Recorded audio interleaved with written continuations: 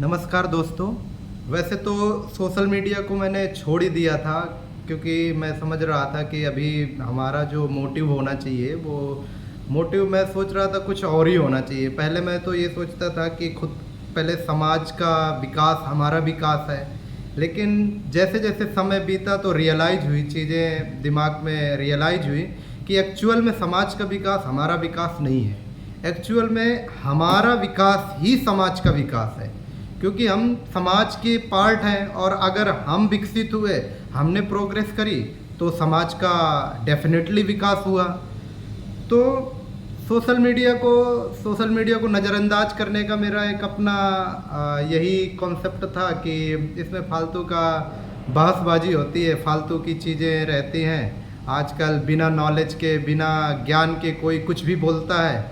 कहीं का WhatsApp industry का ज्ञान लाके कहीं का ज्ञान कहीं पे कॉपी पेस्ट करता है। तो उन चीज़ों से मन काफ़ी आहत हुआ और सोचा कि इन सब चीज़ों में कुछ रखा नहीं है।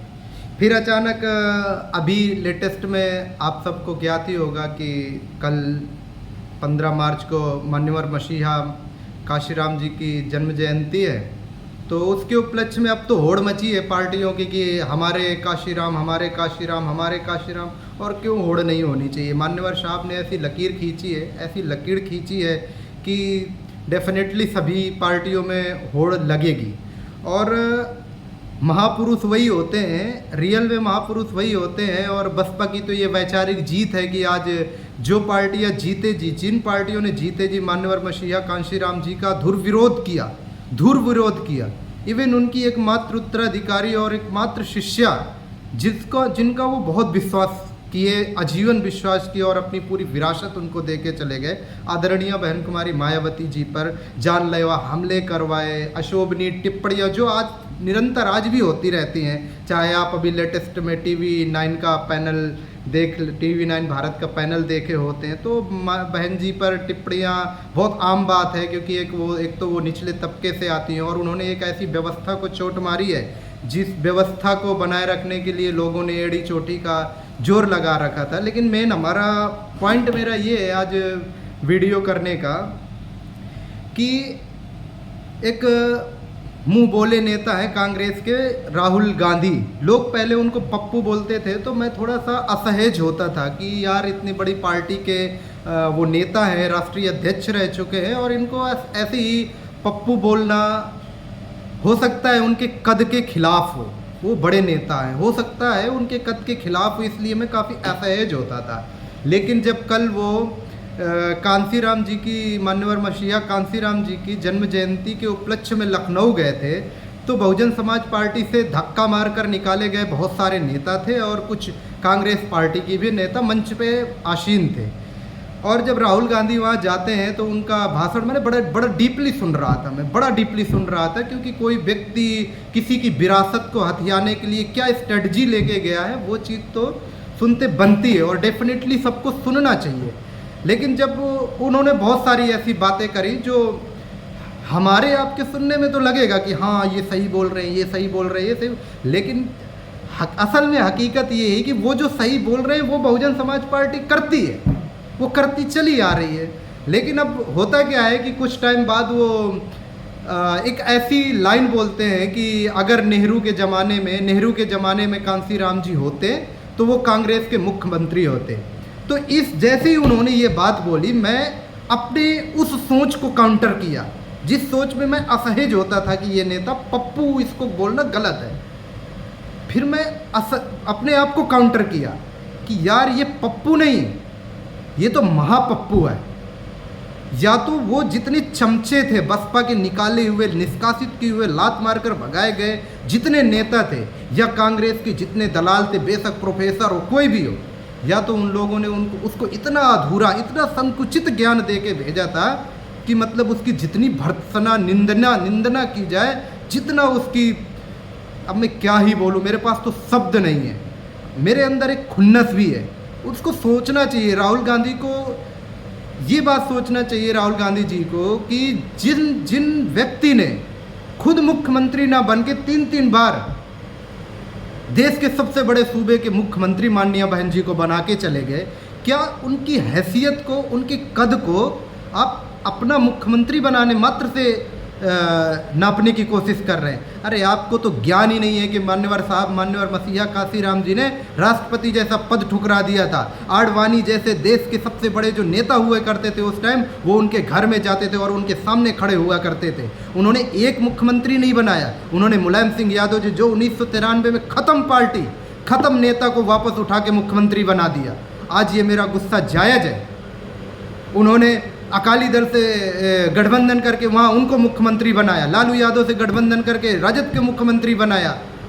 पंजाब के साथ साथ आप इधर आ जाइए हरियाणा में चौटाला की उससे पार्टी से गठबंधन करके चौटाला का मुख्यमंत्री बनाया। आप उनको अपनी पार्टी का एक मुख्यमंत्री बनाने के बारे में सोचते हैं। आपको शर्म आनी चाहिए राहुल गांधी जी कि आप कितने अभागे हुए नेता हैं, कितना आपकी सोच संकुचित है। चलिए हम मान लेते हैं कि मान्यवर मसीहा साहब को आप मुख्यमंत्री बनाते तो बसपा द्वारा निष्कासित दर्जनों नेता हैं आपके पास, आपने किसको मुख्यमंत्री बना दिया?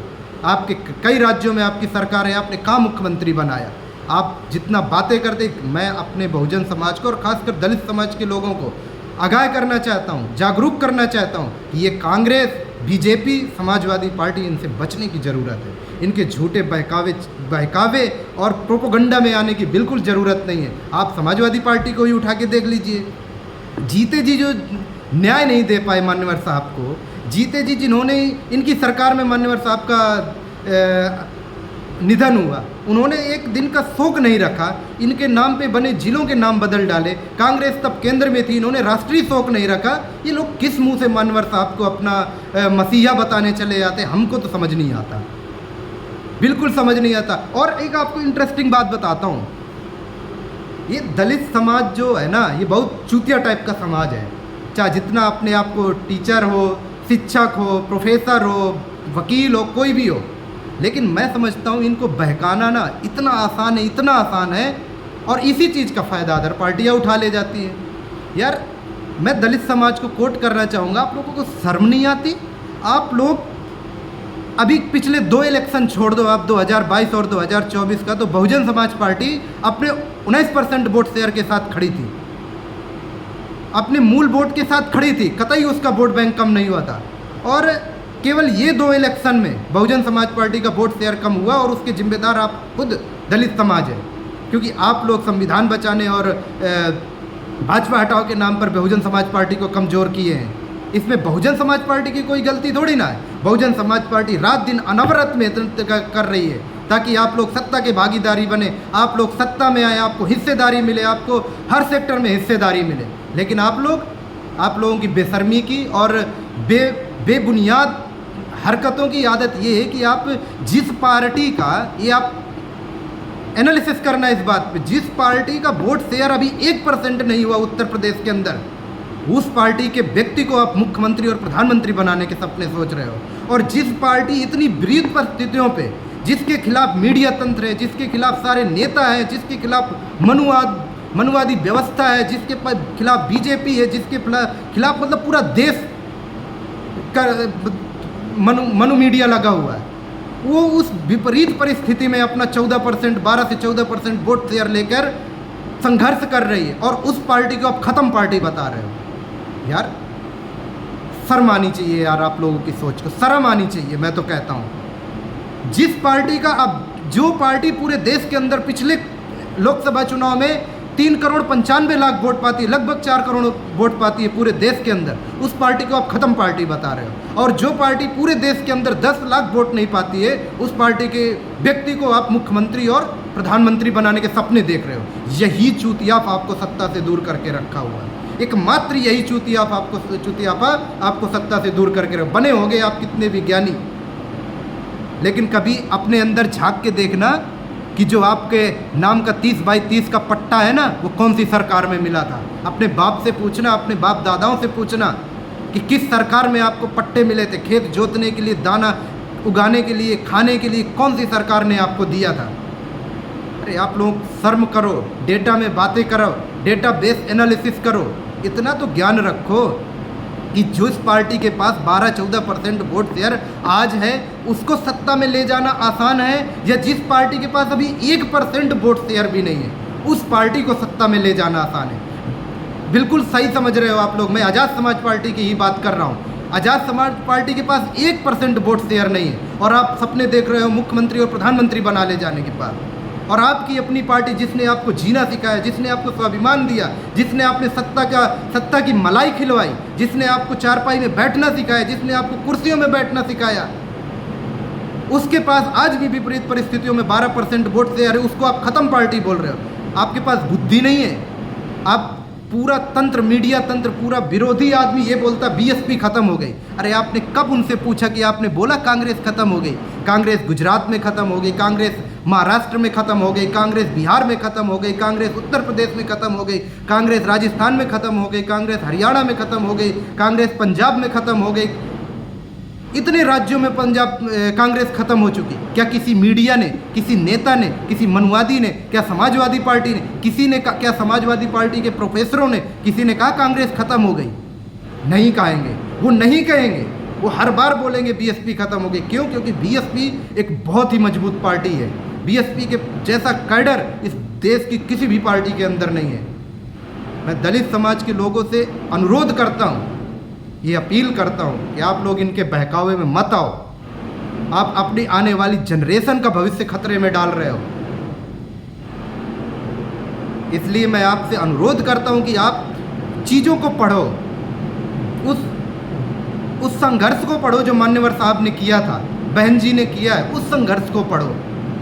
और आपके पास अभी भी एक विशाल वृक्ष है। आप उस किसी के बहकावे में ना आकर के अपनी खुद की पार्टी जो आपको हिस्सेदारी दे सकती है, जो आपके बहुजन महापुरुषों को जीवित करी है, सही मायने में जीवित किया है, उनके इतिहास को अमर बनाया है, उस पार्टी के साथ लग कर मेहनत करिए, लग के मेहनत करिए। ये सब पीडीए धोखा है।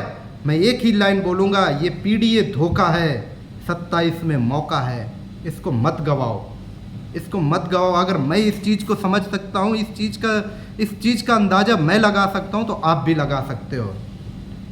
बहुत बहुत धन्यवाद।